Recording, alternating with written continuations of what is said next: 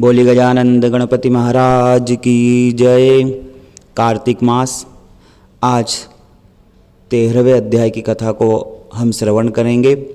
जिन्हें कथा में कोई बात समझ में ना आए तो कृपया पूर्व की कथाओं को श्रवण करें।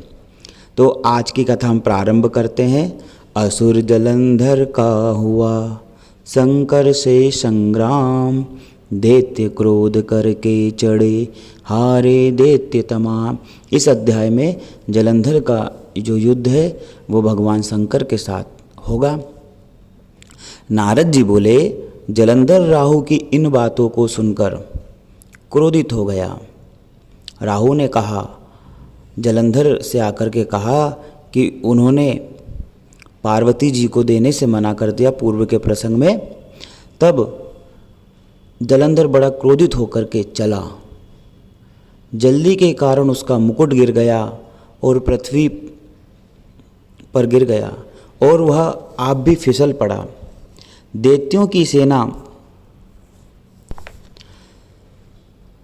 के सैकड़ों विमान आकाश में ऐसे छा गए जैसे वर्षा ऋतु में बादल। तब उसको आता हुआ देखकर इंद्रातिक सब देवता छिपकर शिव जी के पास गए और कहा, हे स्वामिन, देवताओं के ऊपर इस समय विपत्ति आ गई है, क्या आप नहीं जानते? आप जलंधर का वध करके हमारी रक्षा करो।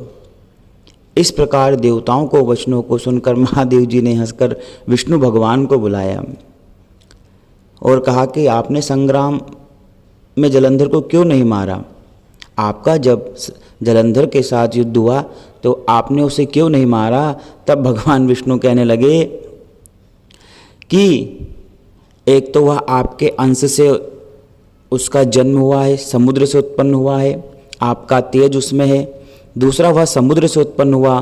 तीसरा, वह लक्ष्मी जी का भाई। और चौथा, वह इस नाते वह मेरा साला है, इसलिए उस दैत्य को नहीं मारा। आप ही मारिए, मैं नहीं मार सकता।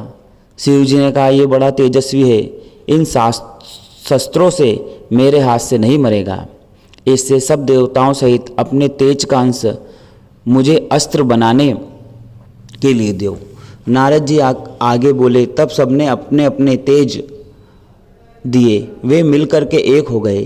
फिर महादेव जी ने भी अपना तेज छोड़ उस बड़े तेज को एकत्र करके एक भयंकर सुदर्शन चक्र बनाया। बाकी बचे तेज से इंद्र ने भी वज्र बनाया।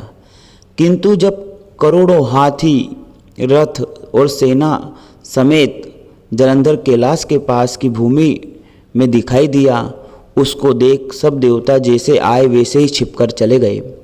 शिव जी के गण, नंदी, गणेश, स्वामी, कार्तिकेय आदि सब देवता महादेव जी की आज्ञा से युद्ध के लिए आए। वीरों को प्रसन्न करने वाले भैरी मृदंग और शंख ध्वनियाँ तथा हाथी घोड़ा रथों के चलने से भूमि कांपने लगी। शक्ति तोमर, बाण, मूसल, फरसा आदि शस्त्रों से आकाश भर गया। युद्ध में मरे हुए दैत्यों को मृत संजीवनी द्वारा शुक्राचार्य बार बार जिलाने लग गए, जीवित करने लग गए।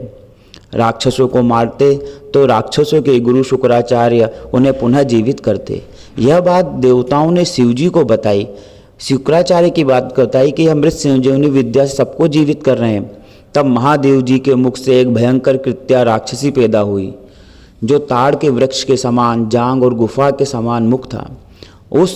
वह उस युद्ध में आकर असुरों का भक्षण करने लगी, राक्षसों को खाने लगी और शुक्राचार्य को तो अपने भग में धरकर आकाश में अंतर्ध्यान हो गई, अर्थात शुक्राचार्य जी को उन्होंने गायब कर दिया कृत्या ने।